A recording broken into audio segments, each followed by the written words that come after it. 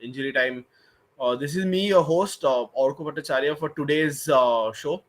And we have Abreshmina and we have Philarima with us.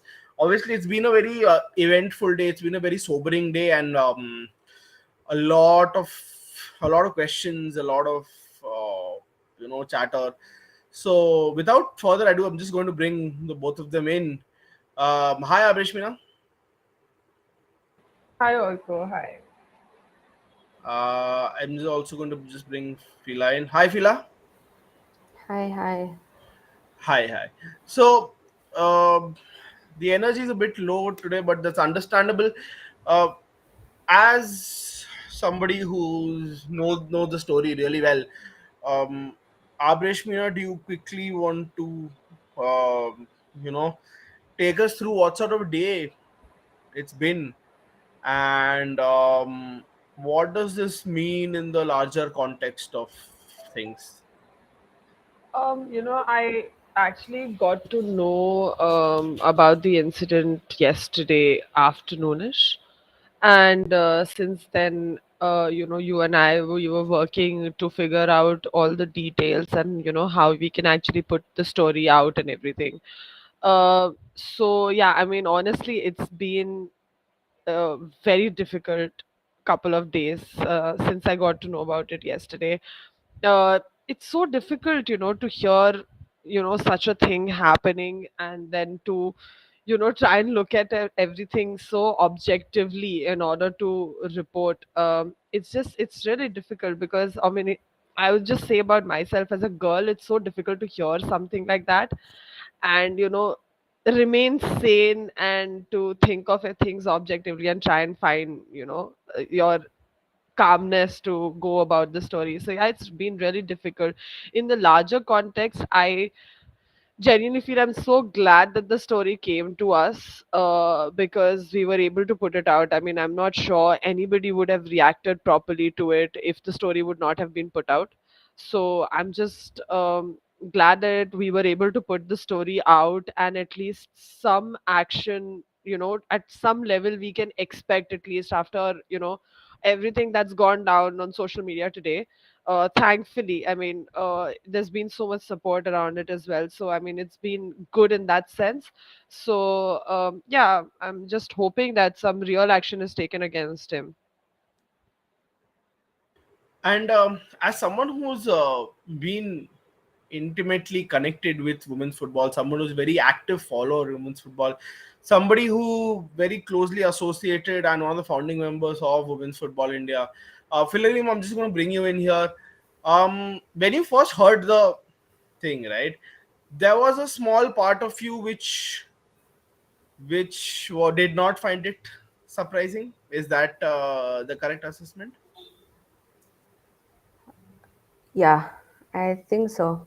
Because, I mean, the first time when I heard about it, I was angry. I was shocked. But then after a few minutes, after taking it in, and then they were like, because I've been hearing murmurs about him since I think that was 2018 or 19, that he's been having problem with girls, and there were just murmurs. Nobody would speak out. Like, even if I asked someone, they'd be like, no, it's nothing. It's just some miscommunication or something as such. And the thing is that uh, even when I like talk to people who are like working in the industry, people who know him, when I bring up such subject that, something's off with that guy, something's wrong with him, because I've been hearing, small whispers and murmurs about him and his behavior. People would just write it off like, no, he's such a great guy. He's so good with the girls. He's so good at what he does. So, that was one of the reasons why I didn't pursue it further, because I just, assumed that he was, as what everybody says, a good guy. So yeah, at first I was shocked, angry, but then eventually everything, the pieces started to fall together, and I was be able to connect all the dots and the stories, and yeah. Yeah, It's actually been that kind of day. And just to let our viewers know, we've come across more disturbing information since we put out the story than we had before it. And I think we've just received this well of ground support where people have, said, yeah, I mean, I knew it. Or people were like, we should have been more proactive. Some people are like, yeah, we should have been more careful. The kind of calls that we've been getting in the morning is nuts. And Abreshmina, I mean, it takes an entire village to protect a house, right? This wasn't definitely a one-off attempt. This wasn't a one-off. This wasn't a, what do you say, something that happened impulsively, right? This was clearly something that, like Fila said, she's been hearing from 2018.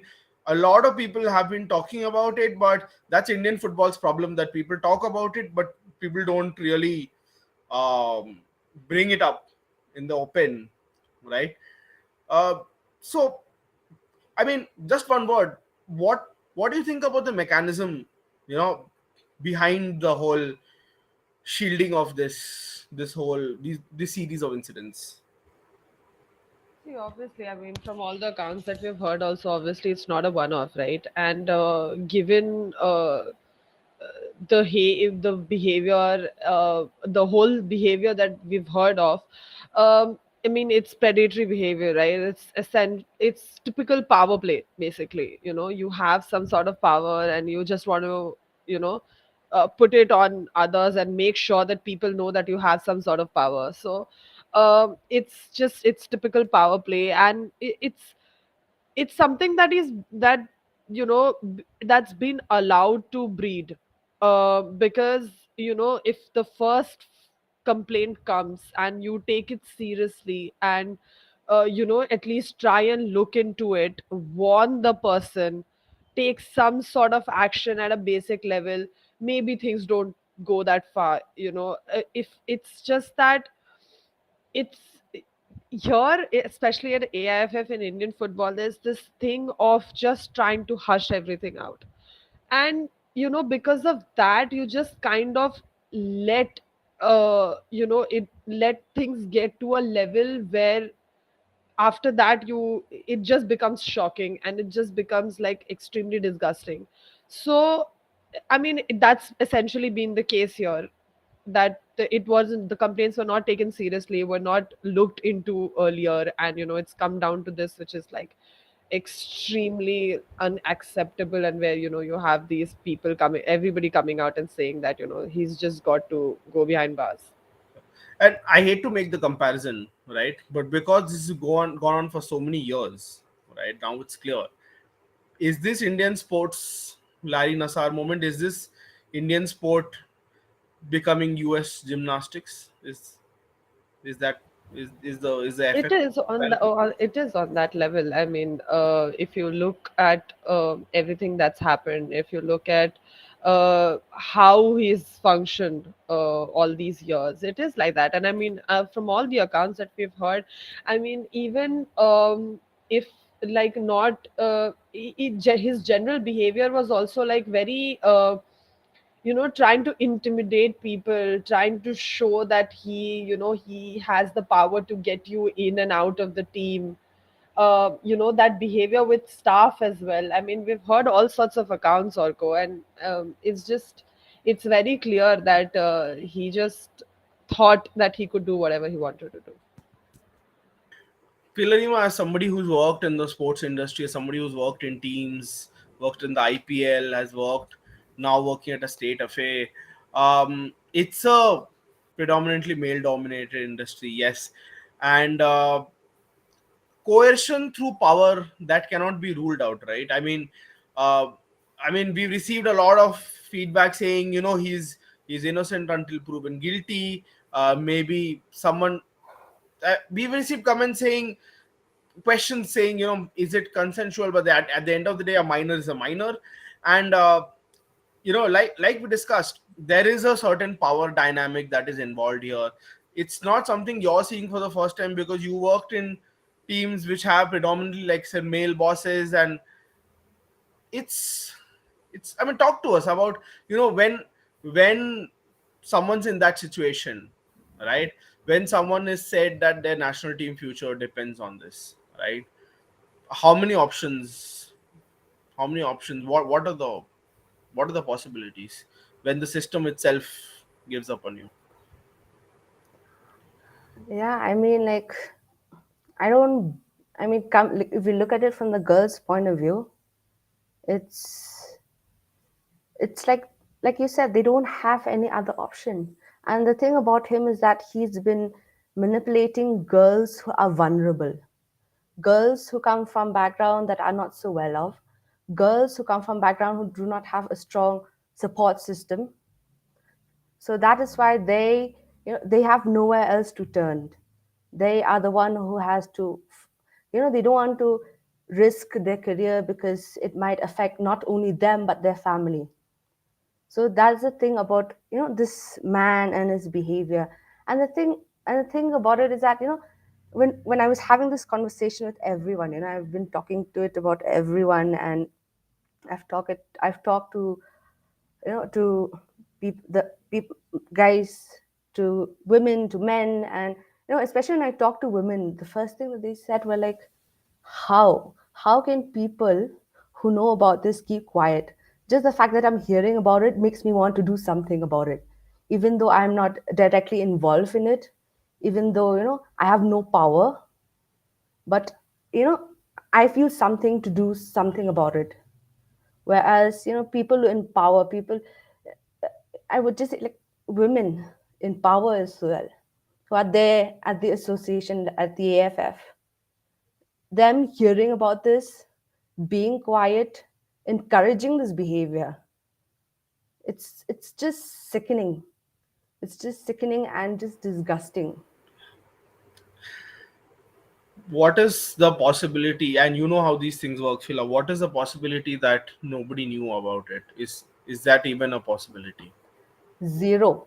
It is such a small, Indian football is such a small community. Like this, I mean, the possibility of people not knowing it, that's just lies. And I'm not going to accept that. Yeah, I mean, you hit the nail on the head. I think there are 25 17 footballers, 25 under 20, and some senior. Kul milake, there are about 70 footballers. Abreshmina, it seems highly unlikely that this wasn't known. I mean, it's highly, it's like you said, there was a clear power dynamic at play, even uh, when not engaging in any such alleged activities. There was a clear, um, what is the right word for it, a clear balance of power that was displayed here. Yeah, absolutely. See, the thing is that if this person sits and thinks that I have the control over junior national teams, that is where Alex Ambrose has been working for years now, right? He's been with junior teams. So he had, when you start thinking then that you have this control over this whole junior ecosystem, and you can decide who is in the team and who is not in the team, do you really think the girls who are coming in the team have an option? They want to have careers. They, like Fila mentioned, they feel like they don't know if there's a choice or not, right? And if they want to speak to somebody, um, and say for example, we've heard that there were verbal complaints made against him. People talked about him to their confidence, and if that is also not taken up further, and say for example that girl talks to somebody else, and then that somebody else talks to another person, and how do you create an environment where they feel like they can talk to people about it? That environment doesn't exist. It doesn't exist in our normal worlds, to be very honest. So in a very small community like Indian football, the situation is worse. It's literally as simple as that. feel I think that's the word for it, that an unsafe environment was created, perpetrated, an environment of fear. And I mean, can the bosses of the national team, the person that this guy reported to, they can't claim willful ignorance today, right?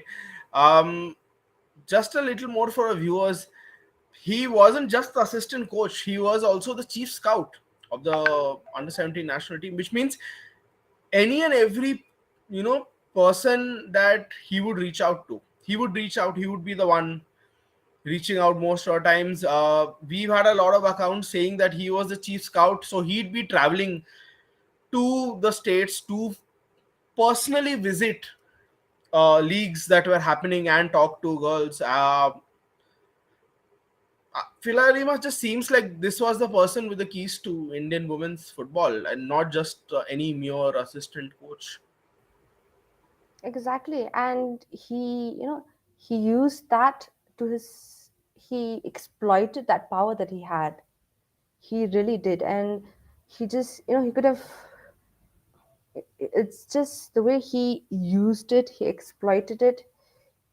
It was just unbelievable, yeah. I mean, I had access to so many girls. He interacted with so many girls. And I think everyone would agree. I mean, you guys would agree that this is not a one off thing as well. So, how many girls has he done this to?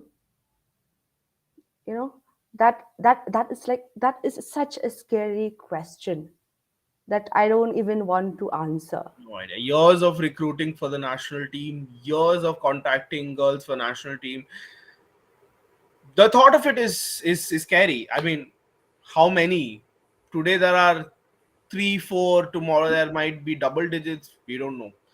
We don't know, but I mean, one of the persons that I contacted, they were damn scared. They threatened to, you know, do something themselves, because they were like, you know, I have family. I'm the only bread earner. I don't want anything to do with this. And I was like, I understand completely, and I understand if you don't want to speak about it, it's fine. But yeah, I mean, Abreshmina, he pretty much had access to everybody, because we know from years of reporting that not everybody takes charge of women's activities. When it comes to men's activities, everybody wants to take charge, everyone wants to, in the federation, wants to get involved, yes. But when it comes to women's activities, there are few who get access to taking calls and taking decisions, right? I mean, seeing this in this whole light, chief scout, assistant coach, head coach of some teams, SAF championship teams, like, wow, like, this is not just another coach at the national team. It's not, and that is why the whole power play. And from all, obviously, from everything that I've heard in the past 2 days, it's more like, he, even like, if not in the way that obviously it's come out right now, but just generally threatening people that they would be, thrown out of the national team system if they don't listen to him or if they don't agree with him, being extremely aggressive and on the field as a coach also. I mean, it's not completely a place where, people are going to feel safe or, in the right state of mind to even play, right? So I mean, I don't know how, honestly, I don't really understand how people in the AIFF could have stayed quiet for so long, could have ignored this whole thing for so long, and come out with a statement only after the story was broken. It's just so, yeah, like I've heard people say that it was going to, a statement was going to come today. It's very convenient. I don't think a statement was going to come if the story would not have been broken. And same, everybody in power who knew about it for a few days and chose just today to react. I mean, I'm sorry, even like that, even that's not acceptable. You've got to, act quicker for people to to have confidence on you, and for for you to create an environment where people think that they can come and speak up about such things. And Philarima, like Abby said, everybody seemed ready with their statements. Everybody seemed like they were just waiting for the penny to drop, for the story to drop, to comment. As usual, we did not see any proactivism. We did not see any proactive measures. It just seemed like they were waiting for it to happen, and then everybody just started saying, oh, everybody just started distancing themselves from this man. Does that is that spot on? Yes, I mean, it really is. I mean, I've been seeing people talk and commenting about how, they've known about it for a few days. And it's really shocking that they didn't say anything about it. You know, you've known about it for a few days. That what were you doing with that information? Why were you sitting on it? What were you waiting for? Like, it was, it's really disappointing to see that, especially people in a position of power who were able to do something about it, just sitting on it and just maybe waiting, hoping that, okay, maybe if nobody talks about it, then we're just going to let it slide like we always do. That's the thing. It's really, really disgusting.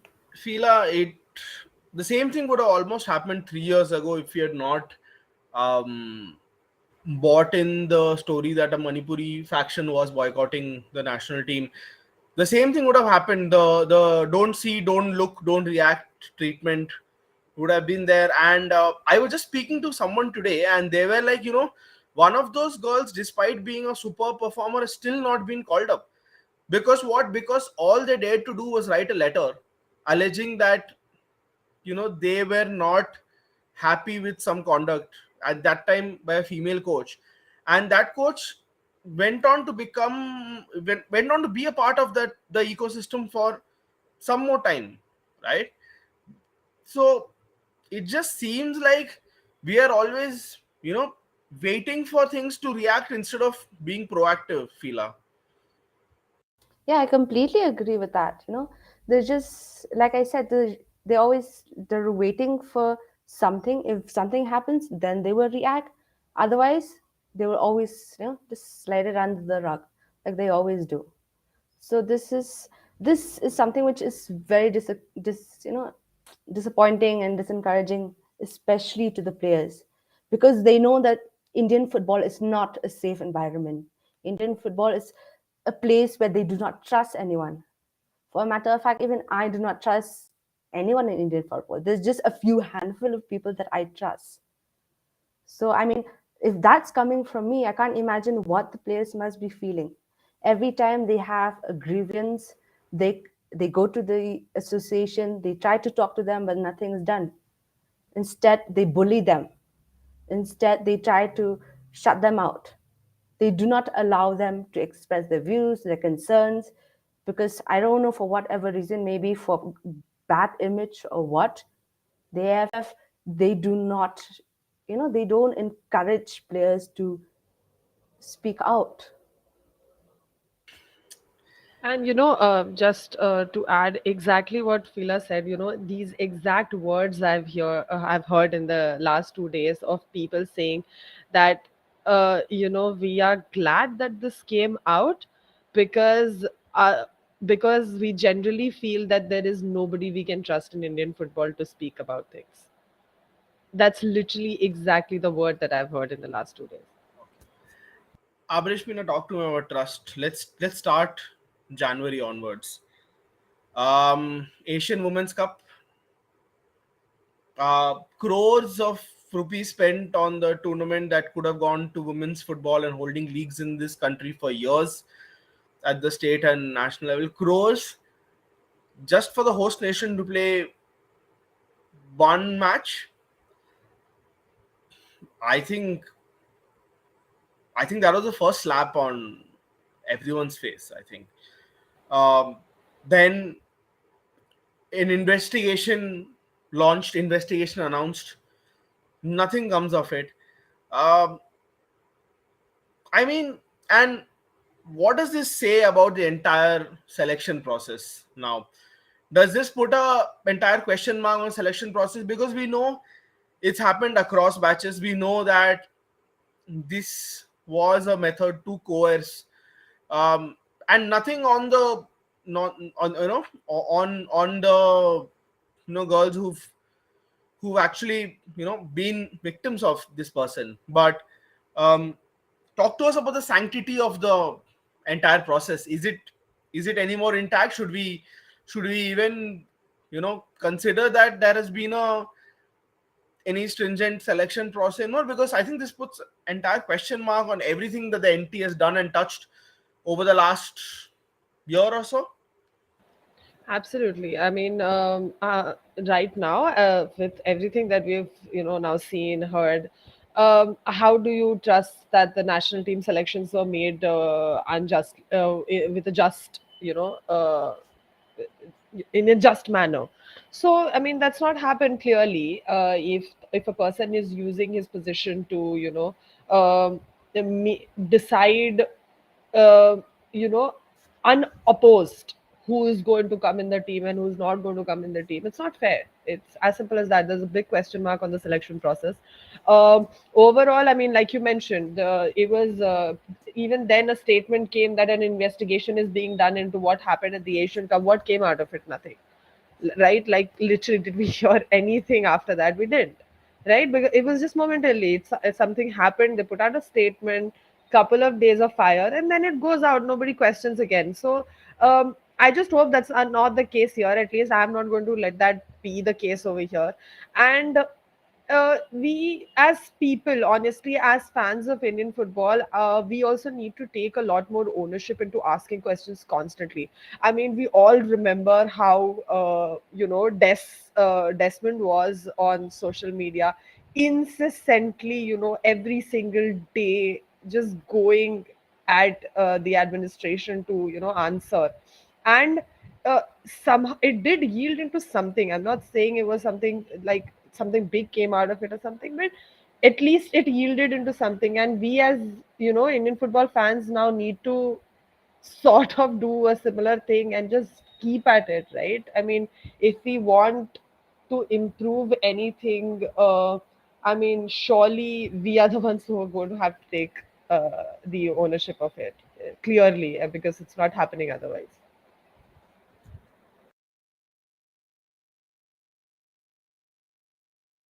Orko, you're on mute. Some of the details that have come out today are truly shocking. Right? Apparently, and this is again something that the media did not report on at that point of time, but this is not the first such instance apparently in the women's NT. And I'm now wondering how far back this goes. Like, is this a cultural thing? Is this a just a sign of bad culture at the national team level? um what is it? What is it that caused so many people to turn a blind eye? And Fila, I just wanted to talk to you, right? Because you're working at the state affair level and all of that, right? What should have been the due process? Because let's say that I'm a player and I raise this to the team manager, right? What should have been the due process in this case? I mean, if I'm a player, and I mean, if suppose one of my players come to me, even if I'm not a team manager, even if I'm just a person who works in the office, the first thing I would do as a human being, yeah, report it to somebody. Report it to somebody with power. If it's happening in the women's committee, I go directly to the women's committee and I report about it.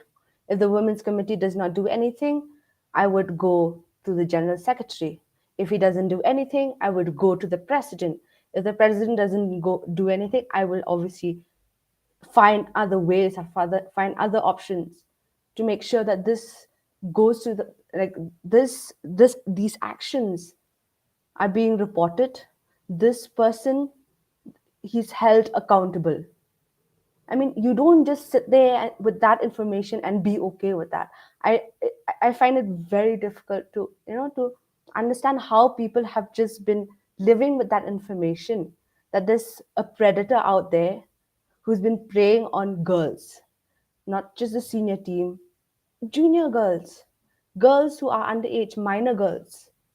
I don't know how people do this. It's really difficult for me to, process that, for people to just sit and not do anything, because this is more than just football. This goes beyond football. I think some days are not about football. I think this is one of those days where football just seems like a very small thing. Currently, I mean, it just seems like a very, what do we say, a sobering reality. And Abreshmina, I mean, the skeletons are just tumbling out of the closet. I mean, looting was one thing, but this this has to be the final nail in the coffin. Like, um who all covered this up, Abrish? I'm just putting you on the point. Which departments need to be questioned for this massive breach of trust? The women's department, the obviously the general secretary, the director of national teams. So yeah, all these people need to be held accountable. I mean, from like I'm sorry, I do not believe I cannot believe that the women's nobody in the women's department knew about it or had any idea of what was going on. So yeah, I mean, definitely, I mean, these are the people who need to be held accountable and put on the stand and be asked that, how they allowed this to go on, what were they doing with the information, and why did they not take an action before we had to deal with all of this at this point in time. So I mean, yeah, it's absolutely unacceptable. And I mean, we've all discussed about this, that there's no way that Alex Ambrose should be let out at all. It's the case of a minor. It's as simple as that. There are no two ways about it, and there are serious laws against it, and he needs to be tried by law. It's as simple as that. It's not AIFF's investigation to make. It's a police investigation. I completely agree with Abresh, actually, and we should also hold these everyone accountable, especially those. I mean, the people at the FF who knew about this, they should also be held accountable, because they had the power to stop it. They could have stopped it many, I don't know, many years ago, many months ago, when they found out about it, but they didn't do anything about it. They let it go on for so long, and they let him prey on so many girls. They are as guilty as he is. What is your message to the players and the coaches who want to come out but can't come out and are really scared about future employment? Because we know the NT can be very vengeful. It's something that personally has really bothered me at times, that the national team can be so vengeful and against whistleblowers in general, right? And honestly, it's a feeling of helplessness, Fila, because we know we can't protect these women. We know we don't have the power, because they they can use any flimsy excuse. They'll say performance was not good. It can't. But at the same time, we can't just sit quietly by, right, when this happens. What is your message to the senior players, Philarima, who players who might have known about this but were in a self-preservation mode, but now that this is out, what would you like to tell the senior players that know about this potentially? Just be brave, yeah. Just be brave. I mean, the action that you are going to take today is going to impact the girls, thousands and hundreds of girls who are coming up in the Indian football system. Because if they take action today, I mean, I'm sure they would have, backlash. They might have They might have, there are a lot of issues that they might face right now. But the thing is that if they stand up today, they will be able to protect the girls that are going to come up. Because, we have to fight this today to make sure that it doesn't happen to any other girl ever. And also, I just want to say that, if anyone who wants to speak out, who has a story to tell, please do reach out to any one of us or to Women's Football India. We promise that we will keep your identity safe. We will be there with you. We're going to help you fight the battle. I mean, we obviously cannot always protect you, but we promise that we'll be there with you to help you all the way. Yeah. Just taking Shlok's question, Abreshmina, apart from Ambrose, do you see the investigation appropriately incriminating the other parties involved in this? Or will they be able to worm their way out again? And Abreshmina, that seems to be the fear. That seems to be that he was acting, but people cannot claim that he was acting alone. He acted with full knowledge. There were enablers there. They may not have passively enabled, but their silence, they were supposed to be on committees.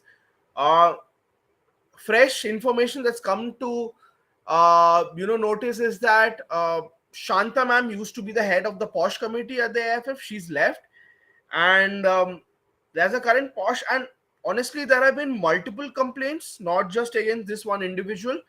So Abreshmina, does the whole sanctity of the AIFF's posh process, prevention of sexual harassment process, does it hold any water anymore? Does it have any leg to stand on anymore? No, not really. I mean, they haven't acted on the previous complaints that were made against Alex and other people. So yeah, I mean, definitely the process is not reliable, which is why I simply said that, especially in Alex's case, it's a police investigation, not an AIFF investigation. I don't even trust that investigation. Also, about the enablers getting off, that's my fear. That is my fear, honestly, because I think from whatever we've heard, there are evidences against Alex, and he may be finally caught into his hole. But I mean, about the others, it's kind of easy for everybody to just get off saying, we didn't have concrete information, we didn't know that it was at this level, we had warned him previously, but we didn't know he was doing this. So it's just easy for people to get off with statements like that. So yeah, that is my fear, that apart from Alex, everybody would get off unscathed.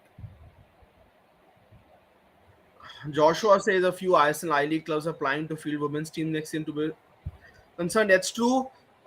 We've heard of as many as five ISL and I League teams starting a women's team, and it should have been a joyous occasion. It should have been a good occasion, but honestly, we don't know anymore. And um, this question, not just to feel out to everybody, the particular individuals that are involved in the national team setup, right? Even ISL owners at times have put out tweets against them, saying there's a lot of corruption, there's a lot of money mismanagement that is happening. Someone needs to look into it.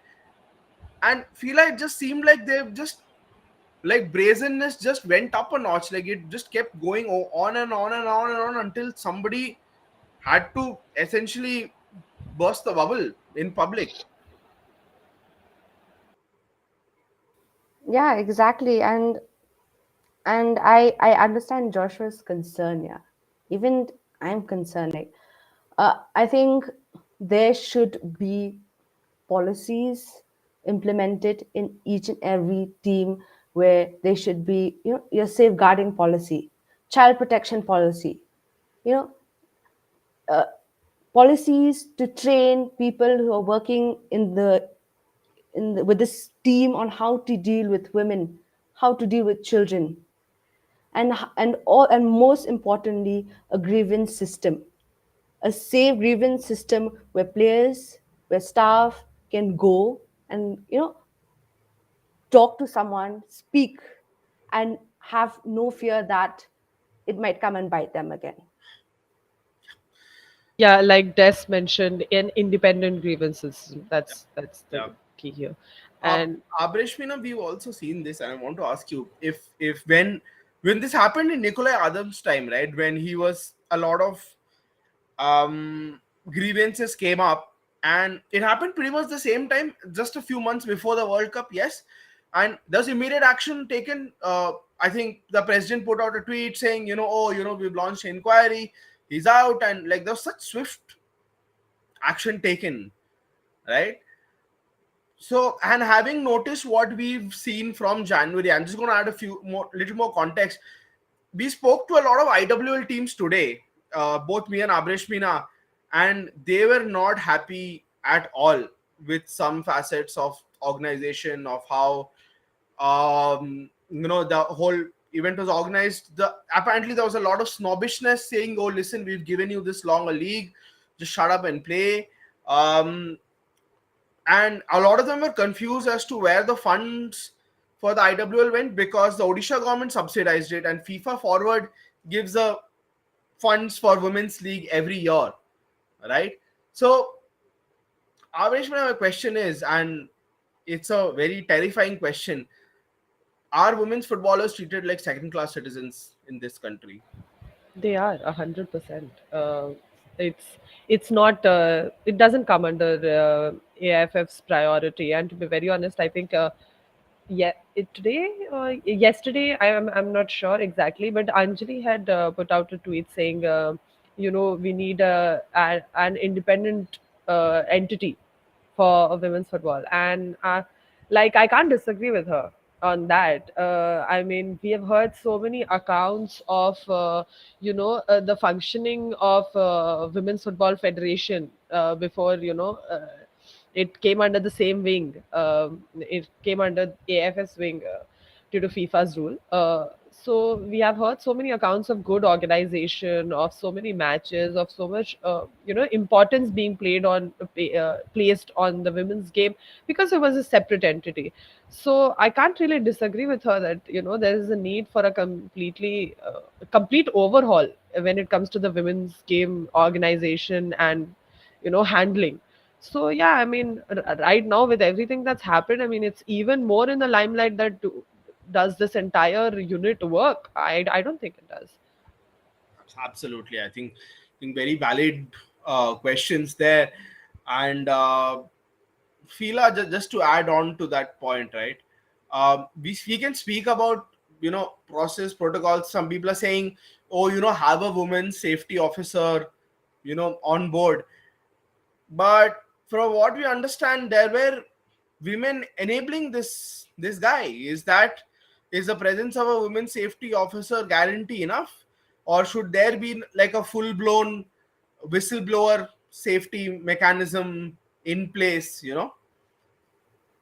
I mean, having a women's officer there, it's not going to do anything because we have women working there, women who would understand what these girls are going through, women that we would expect would side with the girls.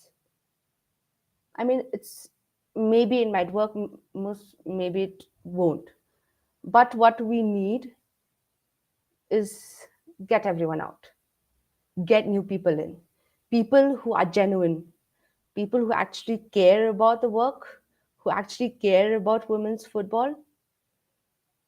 That is what we can do. And also, we need to keep on training people who are working there, making sure that they attend workshops, seminars, making sure that they understand women, making sure that they understand the psychology of a woman, how to speak to a woman, basic things like that. I mean, I was just talking to a friend, and he's been telling me that majority of his colleagues don't even know how to speak to a woman. The disrespect that they've been treating these people, these women that they work with, it's, I mean, we have to change. We need a 360-degree change in women's football. That's it. That's the only way that we are going to, you know, start fresh. That's the only way that we can start fresh. Absolutely. And Abby, Naveen's just hit the nail on the head. Isn't that where AFF's priorities lie? Where do AFF's priorities lie? Um, Without an under 17 world championship, would we have a under 17 team? Would we have a under? We have a Indian Arrows team, and I mean, not. It's not just like that. Women's complaints are not taken seriously. I mean, even any funding for women's football, right? Even this budget cut that happened, right? Who is it most likely to affect, Abreshmina? It's definitely going to hit women's football only. It's the first thing that is going to, they're going to, if there's one thing that they're going to cut budget out of, that's women's football. And it's been like that. And Naveen is right. I mean, before we started bidding for the under 17 World Cup, did we really have anything going on for age groups? No. We've it's built a bit, whatever it has, come up, it has come up because of that, because you need to show FIFA that you're doing something in the youth system as well. So it's come up after that. So yeah, I mean, on one hand there are people who say that, due to this at least something happened. But this, whatever has happened, this shows that things are not being taken seriously also overall, It's a right? culture of doing the bare minimum. Yes, it's a Yeah. and then some people patting you on the back saying, "Oh, at least it's a start." It's a start. Culture is the biggest hurdle to Indian football. Yes. Yeah, absolutely. I mean, no two ways about it. And just to answer Naveen's question, no, he's saying where the seniors. Why haven't we heard from any of them? I have spoken to a few. The thing is, Alex's interaction with the senior team has been very less. Uh, they have heard accounts of misbehavior, but according to them, they didn't know that it was this bad and it was this deep. So yeah, I mean, their personal interaction has been really low. So that is where they are coming from. And Des also makes a valid point. Pila, I just want to get your thoughts on this. What is your message to any under 17 teams coming to India for the World Cup? What would you like to tell them on the back of this day? Uh, to be honest, I'm embarrassed. I'm really embarrassed because that we've allowed such a thing to happen to our own team. I mean, what can we say to the other team? Yeah? If we can't even protect our own girls, what can we tell them? It's, there's nothing I can say. Yeah, it's plain embarrassing. That's the word. I think this is some of the most speechless moments we've had in the history of injury time, I think. And Abreshmina, obviously, there have been whispers about the impact on this and other activities on the Women's World Cup. Would you like to shed some light without obviously going into details of everything? But what does this mean for the FIFA Under 17 World Cup? It's going to be very difficult. I mean, everybody saw what happened at the Asian Cup in terms of the organization, right?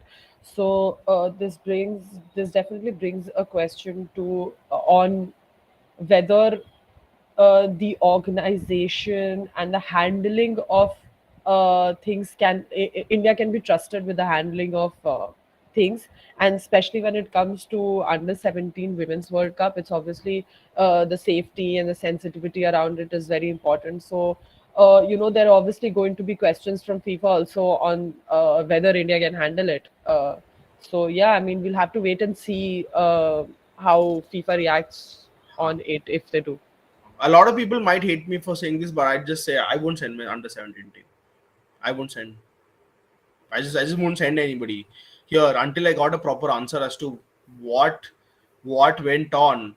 Right? I just wouldn't trust anybody at face value. I think because if anything, today's been like a massive breach of trust. Like it's been a massive breach. And on Anjali's point and on others' point, and I also agree that needs to be a separate organization, maybe with a CEO and a Gen Sec separately for women's football. Uh, what are your recommendations to the CEO, Phila, Dr. Qureshi, and the others? Would you just say that, you know, let women's football spin off because enough is enough? Definitely. I mean, I've been of this opinion that women's football needs a different entity, because the people who are handling women's football in India, they don't care about women's football. Their priorities is on men's football, and women's football don't deserve that. We've got talented girls, we've got potential, and we can't just let these people handle women's football. It's not. I mean, this is something that is not. It's not feasible anymore. We need. I mean, like I said earlier, we need a 360 turn in women's football, in Indian football. Actually, we Yes, need new people, people who we trust, people who are genuine. yes, yes.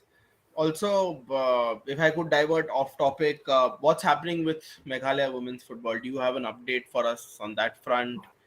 Is there anything you would like to share with us? Because we know that you're very passionate about starting something in the state and something we all agree with. Do you have anything for us? Any silver lining for us on this day? Nothing yet. I mean, there's nothing that I can say publicly, but keep your eyes open. I mean, me being here, I'm gonna make sure that the girls from my state at least get the opportunity to play. They get proper facilities, proper opportunities. I'm sure you guys know me. I just don't do any half-hours work. Hmm. So let's see. I mean, we have to wait for a few more months. I mean, we've been working on this, but the thing about the thing is that we want, if we're putting out something on women's football, it has to be perfect. Yeah, We're I not get. going to do things the Ah, AIFF way. yeah, yeah. So that is why it's taking some time, That's fine. but definitely something is coming up soon. No, it's fine. I think take your time. I think we all want it to be a good product, and we know you, and we hope so actually. And Abreshmina, just final few points. What does this mean in terms of progress of that women's football has made? I know I'm just running everyone through the history, right, of this general secretary being in power from 2020, right? So from 2011 to 2014, there were no national championships being held, right? There were absolutely nothing, right? And this is the same entity that, beats its chest saying, oh, we've considered done landmark stuff in women's football. Women's league started only in 2017, right? And that's been rife with a lot of concerns, right? um I mean, it's from the format to hosting to organization. Um so my point is, what does this do in terms of, like, various stakeholders, right? In terms of a player who's just starting their career, the parent involved, because I know we've spoken to parents and they're furious. They're like, how did this happen?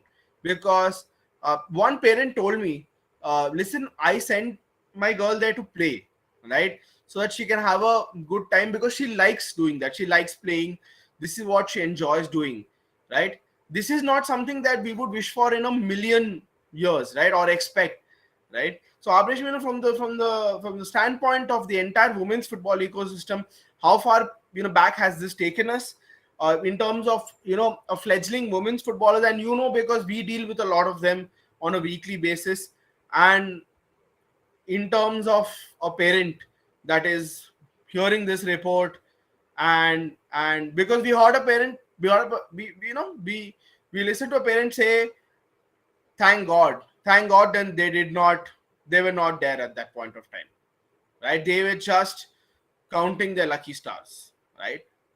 Abrish, we know. Yeah, it's more like, if we did take a couple of steps ahead in terms of, where the quality of the game in the country was heading, we have taken like 20 steps behind in terms of, the position that we are at uh, otherwise. So, yeah, I mean, we've definitely taken steps behind, and it becomes a scary place, it's a scary place for the girls, it's a scary place for their parents. I don't know. Are they going to be able to trust the system? Are they going to be able to, be relaxed, thinking that their kids are in the national team setup? Uh, I mean, it just brings a big question mark to all of these things, right? I mean, it just, and I've heard girls say that, it's scary, that if this happened to somebody, it could have happened, it can happen to me. So where does that, put me in all of this? So yeah, I mean, it's just overall it just makes it a scary place. It was already scary in terms of the competition, and all of this makes it scary on like a completely different level and in a completely different manner. And like I said, because we entered down this rabbit hole, a lot of things come to mind. One of the things we are hearing is that a lot of per diem, per diem, the per day allowance that the women get at the national team level has not being is not being paid on time. That's something else that's coming up. Like I said, I just feel like we untangled a huge spider's web. I mean, we just opened a Pandora's box, and these things are just spilling out now. I mean, how do the women not get a per day allowance? Because if it's the men, we know that would have been a huge shoe and cry, right?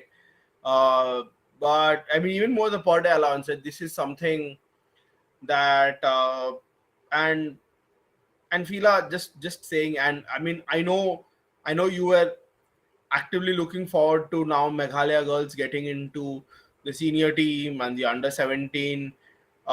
You'd still want that for all of them, right? Or would you anymore? Like, what would your first advice now be? After all this that has happened, I think if one of the girls do get further, I mean, they get into the national team and they're playing at different national league. I think what I would be suggesting is that I would be suggesting to the association that we should keep a track on these girls. We should do constant follow up on them. We should be the people that they come to in case anything happens. We should make them feel comfortable that they could come to us, talk to us, knowing that we will always have their back. You know, so that is. I mean, I would love to see the girls. I mean, girls from the state play at the national level, play for India. But I would obviously keep on pushing them forward, but also at the back of my head and make sure that there are steps that they can take in case anything happens. Making sure that being proactive for the girls. That is what I would suggest. And Yeah. And We need to just Abreshmina, just to add on the, that. the same question to you, but from the context of the Sangam Bihar FC girls. Same Yeah, question to you. I mean, pretty much the same. Obviously, I would want them to play, for India. They want to play for India, but yeah, I mean, just um, even if just making sure that they know that even if they're just uncomfortable in a situation, it does not have to be hopefully okay, it doesn't have to be anything serious, but even if they feel uncomfortable in a situation, they can feel they do not feel right about something, they should have a space where they can just come and you know talk to me about, I did not feel this was right. I don't know what it is, but I did not like it. Just that little space that they can come back and, share these things and know that even these little things will be taken seriously and be acted upon. That is the space we need to really create, because because as a girl, I can say a girl instinct is very strong. We do feel if there is something wrong. So, when that first uncomfortable feeling comes, we need to be able to speak about that, and hopefully then, it will make sure that things don't turn ugly. I completely agree with what Abreshmina is just saying. I mean, this is something that we should encourage our girls to do, to speak up. Even though, like, it to them it might not be anything, but to be able to just share whatever they feel with, with us, with anyone. We should keep on encouraging girls. Yeah, and very well said. I think thank you for the clarity. It's not an easy topic to navigate, and I know it's been a very emotional day for everybody involved. I know, Fila, that we spoke, and you clearly were not uh, your best, and Abreshmina, like I said, it's not easy reporting on something like this and becoming, emotionally involved. uh, so yeah, I mean, kudos to both of you, and we definitely like to have more women's football chats. The more the information is spread, the more people we speak to, and the less, the less these chance of these things remaining secrets. But one thing is clear, that um, we have to, what do you say, speak up. And as Naveen said, doesn't stop with the national team or women's football. It's much more than that. Girls have to be educated, staff have to be educated, so much more.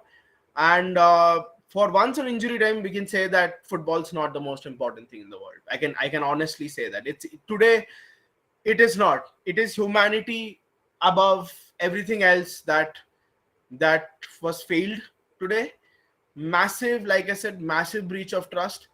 I don't know if ever, you know the truth comes out, but one thing's for sure, that this is a long battle. It's just starting. The skeletons are just coming out of closet. We don't know how far up this goes, but one thing's for sure. I mean, between the away in women's football India, injury time, and everybody involved, I think we are all hell bent on seeing this to the bottom, right? Nothing apart from a police investigation will suffice, and we want the answers of every query publicly available. I think that is the least that can be done. I think no more of this bureaucratic nonsense that cannot be revealed or whatever cannot be revealed. And like I said, if you have any question, and if you want to reach out anonymously to Abreshmina or Philarima, there's the handles, at Abreshmina, and I assume at Philarima also. Um, Feel free to reach out to them. You'll be in good hands. I promise you that. And for any women footballers watching this podcast, I just want to say that, good luck for the future. Uh, don't let this one incident put you off. I know it's very easy to say that while not being in your positions, but we are here. We are here for you. Absolutely. 100% so yeah, till next time, and we promise to make this a more regular affair with women's football, right? The next time, Philarima, Abreshmina, if you're okay, we might discuss some results of the age group squads that are playing currently, that have played. One more thing that we are hearing, that the entire Norway leg might be scrapped. The team might be coming back. We understand that the team is in no position to play right now, and we completely understand that. Like I said, football's not the most important thing.